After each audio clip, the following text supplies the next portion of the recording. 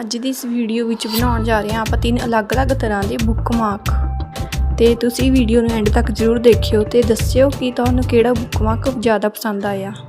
ਤਾਂ ਚਲੋ ਸਟਾਰਟ ਕਰੀਏ।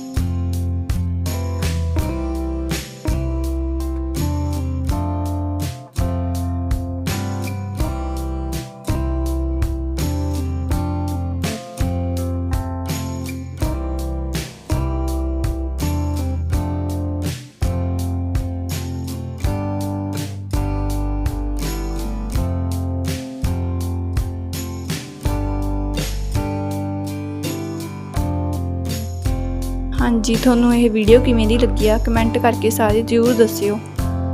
ਤੇ ਜੇਕਰ ਤੁਸੀਂ ਮੇਰੇ ਚੈਨਲ ਤੇ ਨਵੇਂ ਹੋ ਤਾਂ ਚੈਨਲ ਨੂੰ ਸਬਸਕ੍ਰਾਈਬ ਕਰਨਾ ਨਾ ਭੁੱਲਿਓ।